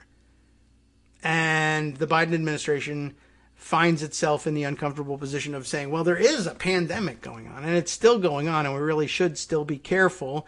And also, we don't want anyone to hurt us if we do anything that would lessen the burden of people crossing the border. Then we'll be attacked as that. You know how they say, open borders. Who was it the other day that one of the Congresswoman Lesko, is it Debbie Lesko, tweeted yesterday, because she's enumerate, not yesterday, but a couple of days ago, because of Biden's open border policies, she, I think, meant to say over 1 million immigrants, illegal immigrants, were stopped at the border in just the last 6 months, or whatever the figure was. But then she typed an extra set of zeros, so she ended up saying that 1 billion people were stopped at the border. But even if it was 1 million, I mean, one, people were joking, oh yeah, these are the people who want to ban the math books, by the way. 1 billion people? Yeah, sure. Even if it's 1 million, I mean, again, well, look at this. Because of Biden's open border policies, they stopped 1 million immigrants. Well, guess what that says about open borders? You're so dumb. But remember, the playbook says, sometimes it says, they will say you're dumb. Don't worry. keep going. You know the story, right? But at the same time, there's more. Ira reminds us. So the question, as it's put, is on Title 42, sir, are you considering delaying lifting Title 42? That's all they say. Now, Greg Price says, Biden's asked about Title 42 on the southern border. That's probably what the question was about. But, yes, Biden gives an answer about the mask mandate case, Ira tells us, which was an apt answer because... Does anyone know why? Did anyone see this? Do you remember when I read you the decision the other day and we talked about, where is it? I'll probably go into Pocket. Let's make it more dramatic the way we reveal this and go into Pocket Archives and grab the story about the mask mandate decision. And all right, here's the one from the Washington Post. Did we read that? I don't think we read that one. So we know that for sure it's in the BuzzFeed News one, right? David Mack. Does he have the screen grab in here? Because that just makes it that much more fun if we're reading it from the screen grab. Oh, I don't see that it's in here. Maybe it was from his tweets. I know, this is an unnecessary delay. But, there it is. Maybe is it in this one? Not the full thing. Anyway, it doesn't matter because I'll bring you this tweet instead. We were reading the one about Jason Steed tweeting how to undermine the credibility of textualism. And this was the fight over what sanitation means and where the word, where does the federal authority for this mask mandate come from? And it comes from this statute that says that the CDC has authority to promulgate regulations that have to do with sanitation or other measures for controlling communicable disease. And it cites here Section 264A. And really the point here that I'm trying to make is that if I sent you out to find Section 264A, you wouldn't know where to look exactly because you'd have to know what title of the U.S. Code to look in to find Section, I keep closing it. Section 264A of what? Well, the answer, as it turns out, as Ira is trying to tell you directly, is that it is Section 264A of Title, I'm going to get you one guess. What number title does the CDC's authority for the masking provision on aircraft and other transportation nodes come from? Title, I'm going to give you a hint. Title 40 blank 2 is the answer, obviously. Title 42, and that's what Ira's pointing out. Yes, Biden gave an answer about the mask mandate case, which was an apt answer because, fun fact, Title 42 contains the CDC authority at issue in the mask case and the authority for holding people at the border because both are about controlling the spread of communicable disease. They come from the same statute. You will find the statute in Title 42, and there's no mention of the border in the question. The mention of the border is the assumption of Greg Price tweeting, "Oh my God, Biden doesn't even know what he's talking about." Ira goes on. Title 42 is the title of the law that deals with the public health and welfare. Title 42, Section 264, that was the issue at hand in the mask mandate case. Now, it's a big title. Section 264 is about mask mandates in the airplanes. Where would you have to search to find the issue of the authority for holding people at the U.S.-Mexico border? Title 42, Section 264 for masks. Title 42, Section 265 for the border, the next section. Isn't that something? Section 264 is styled Regulations to Control Communicable Diseases. Section 265, Suspension of Entries and Imports from Designated Places to Prevent the Spread of Communicable Diseases. Newsflash, for all of you. Newsflash now this time relates to Donald Trump Jr. picking up on the Greg Price tweet, saying he literally has no idea Newsflash, it's Don Jr. who has no idea. Title 42 is what the CDC used to issue its mask rule. Too long didn't read this version of this. Biden's answer was apt. Jr.'s tweet is wrong.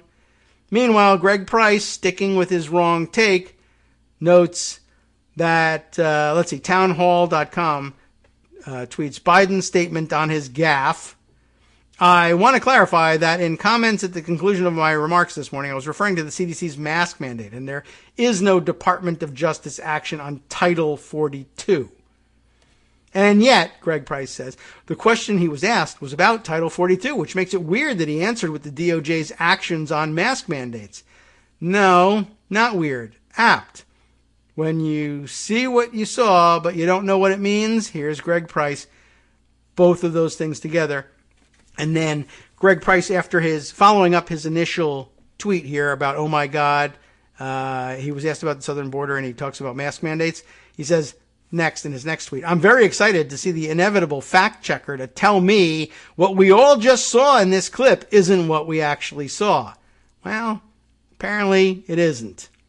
And then Ira says, Town Hall got it wrong too. What do you know? Again, the mask mandate case is abso-effing-lutely related to Title 42, specifically to Title 42, Section 264, as one could readily see by reading Judge Mizell's opinion. Here, I'll fix it for you, he says to Town Hall. Are you considering delaying lifting Title 42? A reporter asked. Biden brought up how the Department of Justice would be appealing the federal court decision that struck down the mask mandate for public transportation, which, Town Hall says, is unrelated to Title 42. I fixed it for you by crossing out un, because it's entirely based on Title 42. And now I have someone checking to make sure I know that 42 U.S. Code 264 is not Title 42, right? This has now become so much Twitter law, hashtag Twitter law. I believe Twitter's terms of service requires me to tag Andy Grewal in this, a professor of the Iowa Law School, who I guess points out these issues from time to time of people misunderstanding law on Twitter. But yeah, here's an answer to when Ira says to someone else here, no, Biden gave an entirely apt answer to the Title 42 question. How so? Because the reporter never mentions the border. She just mentioned Title 42, and Title 42 is also part of the mask case, as you can see from this excerpt of Judge Mizell's opinion. And the excerpt of Judge Mizell's opinion that he presents here does in fact refer to Title 42, Section 264. Except when you write it in a legal citation, it's written specifically this way, 42 space USC, U.S. Code, Section 264A in this case. That's what we're referring to, right? The way that's read aloud, just like when British people reverse the dates and say 19 January, that's pronounced aloud January 19th, apparently. They don't actually just say 19 January, although why, I don't know. But maybe I misunderstood that. But or like when you see $20, like you don't say $20, you say $20. That's just understood. That's how that's pronounced. Or perhaps you're a Hebrew reader and you know the different ways of writing the word Adonai and you just recognize it. But maybe not. Anyway, the point is that's the way it's read aloud. So the text here says 42 USC, and then it says, oh, that's the other thing, section.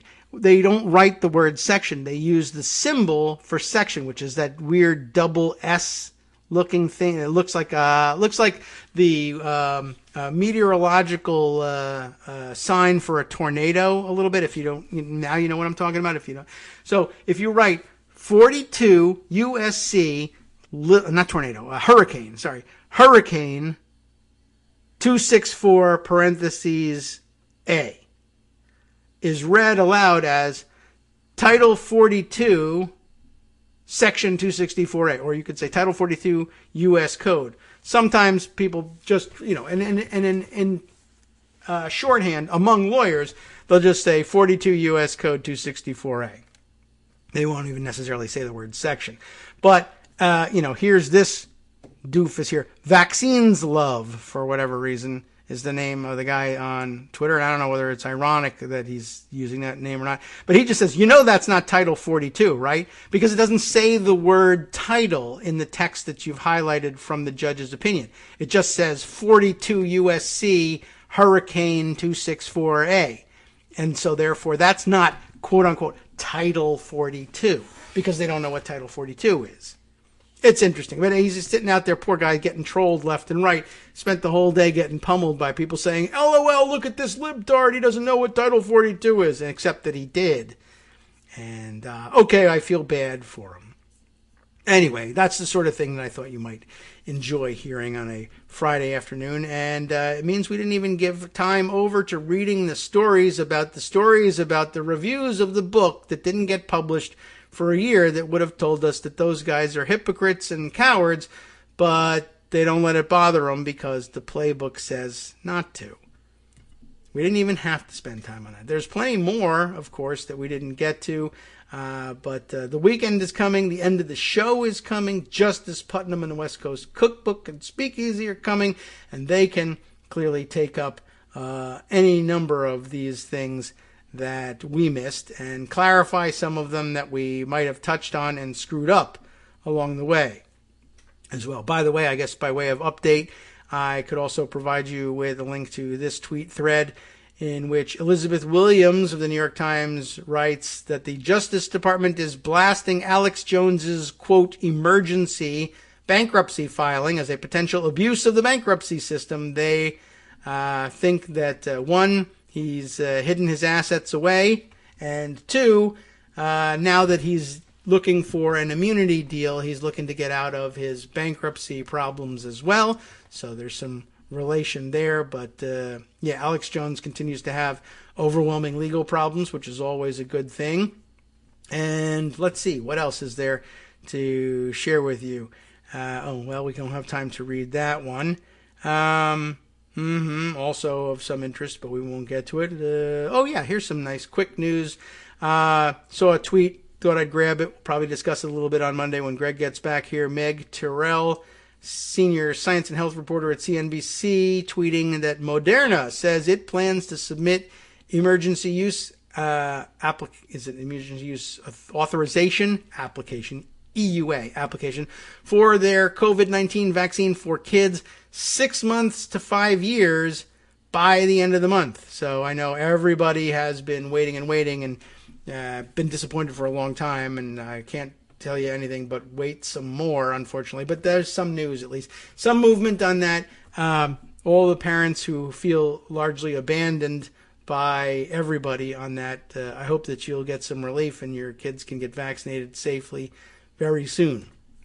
All right, I think that's probably it in terms of things that we can squeeze in before we go here. Just trying to see if there's anything else that might be fun. Nope, nothing that'll fit anyway. So maybe we'll go and see if the hearings for Marjorie Taylor Greene are still going on, and we can all tune in and enjoy that stuff and have a great weekend and get set for who knows what coming up on Monday. All right, let's see. I think that's it. That's literally it. And so I just have a few more seconds here before the alarm goes off. Is there anything else we can throw in there?